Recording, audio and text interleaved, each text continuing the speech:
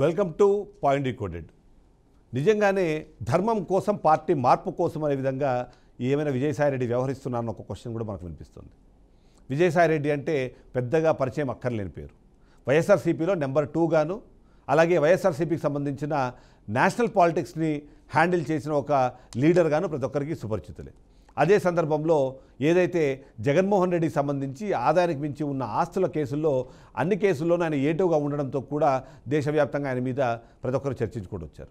YCP అధికారంలోకి వచ్చిన తర్వాత ఆయనకి ఇచ్చిన ప్రాధాన్యత కానివ్వండి, ఆయన తీసుకున్న పదవులు కానివ్వండి, ఖచ్చితంగా అవి విజయసాయిరెడ్డిని దేశవ్యాప్తంగా చర్చనీయాంశంగా మార్చిన దాంట్లో కారణంగా మనకు కనిపిస్తుంది.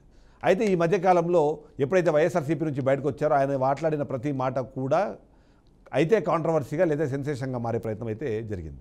ముఖ్యంగా లిక్కర్ స్కామ్కి సంబంధించిన ఇష్యూ మొత్తాన్ని బయటకు తీసుకొచ్చింది, దాని అంశాన్ని మొత్తం తెరపైకి తీసుకొచ్చింది. దాన్ని ఇప్పుడు ఇవాళ ఈ సిచ్యువేషన్లో వెళ్ళడానికి కారణభూతుడుగా కూడా వైఎస్ఆర్సీపీ విజయసాయిరెడ్డినే బాధ్యుడిగా చెప్తుంటుంది. ఈ నేపథ్యంలో ఉన్నటువంటి విజయసాయిరెడ్డికి ఒక కొత్త ఆలోచన వచ్చింది. ఎక్కడో స్విచ్ వేస్తే మరెక్కడో లైట్ వెలుగుతున్నట్టుగా ఈ మధ్యకాలంలోనే ఆయన కొన్ని వ్యాఖ్యలు చేశారు. ఆ వ్యాఖ్యలకు కంటిన్యూషన్లోనే ఇప్పుడు ఒక ట్వీట్ కూడా చేశారు. ఆ ట్వీట్ ఏంటి, అదే మన క్వశ్చన్. ఆ క్వశ్చన్ చాలా క్లియర్గా మనకు ఆన్సర్ కూడా తెలిసే ప్రయత్నం చేస్తాను నేను. అందులో భాగంగానే ఫస్ట్ క్వశ్చన్ మనకు కనిపిస్తుంది, హిందూ మతంపై విజయసాయిరెడ్డి చేసిన ట్వీట్ ఏంటి. ఆ ట్వీట్ కూడా మీకు స్క్రీన్ మీద కనిపిస్తుంది. హిందూ మతంపై కుట్రలు చేస్తే సహించేది లేదు, డబ్బులు ఆశ చూపి మత మార్పిడులు జరుగుతున్నాయి, గత 2 దశాబ్దాల మత మార్పిడులపై విచారణ ఖచ్చితంగా చేయాల్సిందే, హిందువులంతా ఐక్యంగా నిలవాలంటూ ఆయన పిలుపునిచ్చిన పరిస్థితి మనకు కనిపిస్తుంది. భారతదేశానికి రక్ష, శ్రీరామ రక్ష అంటూ ఆయన ముగించే ప్రయత్నం చేశారు. సో ఉన్నట్టుండి విజయసాయిరెడ్డిలోని హిందుత్వ కోణం ఎందుకు ఇప్పుడు పైకి లేచింది, ఎప్పుడు లేనిది ఇప్పుడు ఈ మత మార్పిడులకు సంబంధించిన డిస్కషన్ ఆయన ఎందుకు చేస్తున్నారు?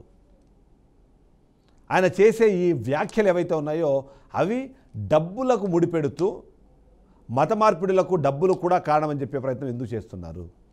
ఎన్నడూ లేనిది శ్రీరాముడి రక్ష ఇప్పుడు ఆయనకి నిజంగా అవసరమైందా, లేకపోతే బీజేపీ రక్ష కోసమే ఇలాంటి గేమ్స్ ఆడుతున్నారన్నది కూడా ఒక మాట వినిపిస్తుంది.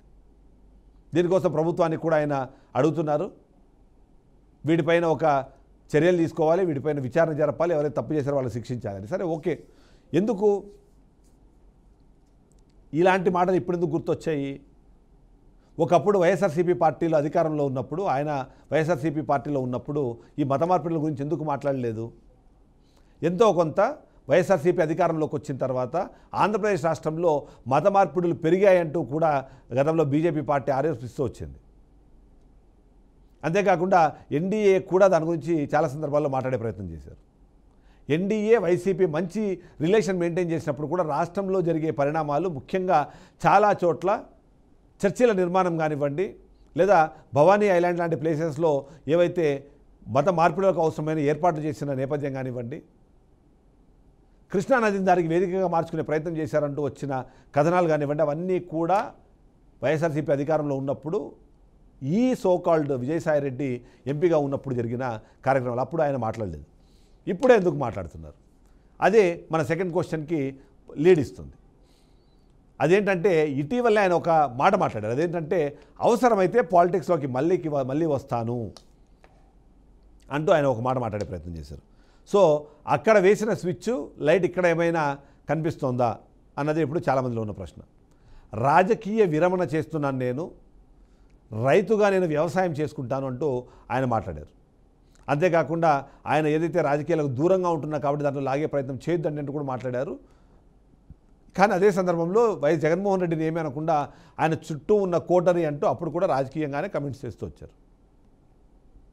అయితే ఉన్నట్టుండి జనసేనాని పవన్ కళ్యాణ్తో ఆయనకి దశాబ్దాల అనుబంధం ఉంది అని చెప్పడంతో పాటు అవసరమైతే మళ్ళీ పార్టీలోకి వస్తాను, అంటే మళ్ళీ రీఎంట్రీ ఇస్తాను రాజకీయాల్లోకి అని చెప్పిన పాయింట్ ఏదైతే ఉందో ఆ పాయింట్కి ఇప్పుడు మత అంశంపై ట్వీట్ చేయడానికి ఎక్కడో ఒక లింక్ ఉంది అన్నది విశ్లేషకులు చెప్తున్నారు. ఈ నేపథ్యంలో కూడా వైఎస్ఆర్సీపీని టార్గెట్ చేసేలాగా రాజకీయ హీట్ పెంచేందుకు ఆయన చేస్తున్న ఒక ప్రయత్నంలా కనిపిస్తుంది. అంతేకాకుండా ఆయన ఆలోచన విధానము బీజేపీ వైపు ఉంది. ఆ బీజేపీ వైపు వెళ్ళాలి అంటే ఆయన తీసుకోవాల్సింది మొట్టమొదటిగా ఆ మతానికి సంబంధించిన అంశమే అని ఆయనకు బాగా తెలుసు కాబట్టి ఇప్పుడు ఆ ప్రయత్నంలో ఉన్నారన్నదే మనకు అర్థమవుతుంది. ఇక రీఎంట్రీ కోసం రాజకీయాల్లోకి మళ్ళీ రావాలి అనుకుంటే ఏ పార్టీ అయితే తనకు బాగుంటుంది అనే విషయానికి సంబంధించిన డిస్కషన్లో భాగంగానే బీజేపీ అయినా ఎంచుకున్నారా అని అనుమానం కూడా వస్తుంది.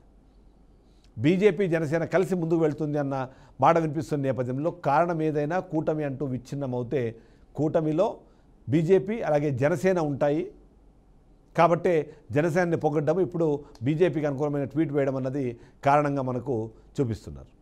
అదే థర్డ్ క్వశ్చన్, విజయసాయిరెడ్డి చూపు బీజేపీ వైపేనా అన్నది ఒక క్వశ్చన్ అయితే ఖచ్చితంగా ఎస్ అటువైపే కనిపిస్తోంది అనేది. ఎందుకంటే మనం చెప్పినట్టుగా వైఎస్ఆర్సీపీ అధికారంలో ఉన్నంతకాలము ఆయన రాజ్యసభ సభ్యుడిగా ఉన్నంతకాలం కూడా ఆయన యాక్టివిటీసు ఆయన టోటల్ దానికి సంబంధించిన ఆపరేషన్స్ అన్నీ కూడా ఆయన కేంద్ర ప్రభుత్వం సెంట్రిక్గాను జాతీయ రాజకీయాల వేదికగానే జరిగింది.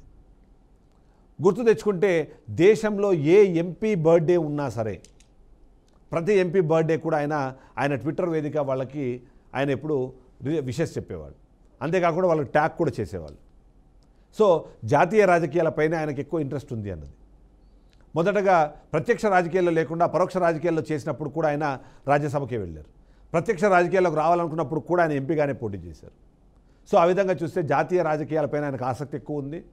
ప్రస్తుతం ఉన్న పరిస్థితిలో దేశవ్యాప్తంగా ఉన్న రాజకీయ సమీకరణలు చూసినప్పుడు BJP party single and solo monopoly పార్టీగా ఉండే అవకాశం ఉంది.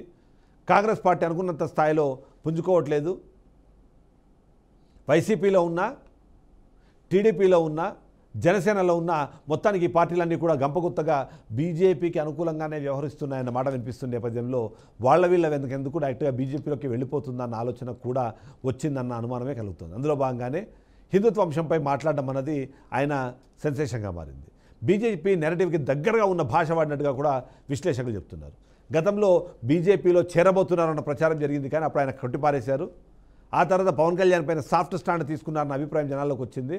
పొత్తుల రాజకీయాల్లో ఇది ఖచ్చితంగా అవసరం ఉంది కాబట్టి అందులో భాగంగానే ఆయన బీజేపీకి అనుకూలంగా మాట్లాడి ఫైనల్గా బీజేపీలోకి వెళ్తారు అన్నది. ఆ నేపథ్యంలోనే ఫోర్త్ క్వశ్చన్ వస్తుంది మనకి. ఆ ఫోర్త్ క్వశ్చన్ ఏంటంటే కేంద్ర రాజకీయాలే ఆయన కొత్త టార్గెట్టా? ఎస్, ఆయన డే 1 నుంచి ఆయన చేసిన రాజకీయాలన్నీ కేంద్ర ప్రభుత్వానికి లేదా జాతీయ రాజకీయాల్లో ఉన్నాయి కాబట్టి ఏపీ రాజకీయాలను పట్టించుకొని ఏపీ రాజకీయాల్లో ఉన్న వీటన్నింటినీ పూసుకోవడం కన్నా జాతీయ రాజకీయాల్లో ఉండడము, కేంద్ర ప్రభుత్వం దగ్గరగా ఉండడం అన్నది ఆయనకి ప్లస్గా మారే అవకాశం ఉంది అన్నదే కనిపిస్తుంది. అంతేకాకుండా ఆయన మీద ఉన్న కేసులు కానివ్వండి లేకపోతే ఆయన ఇన్వాల్వ్ అయిన కేసుల్లో కానివ్వండి బయటపడాలి అంటే బీజేపీ పార్టీ కన్నా మంచి ఆప్షన్ లేదు అన్నది ఆయన ఆలోచించినట్టుగా అర్థమవుతుంది.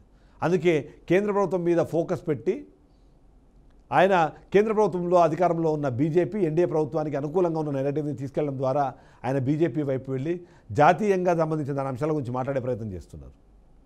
ఆ విధంగా ఆయన ప్లాన్ కానివ్వండి, ఆయన ఫ్యూచర్ గోల్ కానివ్వండి, కేంద్ర రాజకీయాలు, జాతీయ రాజకీయాలు, అందులో ముఖ్యంగా జాతీయ రాజకీయాల్లో కీలకంగా మారిన బీజేపీకి సంబంధించిన అంశం.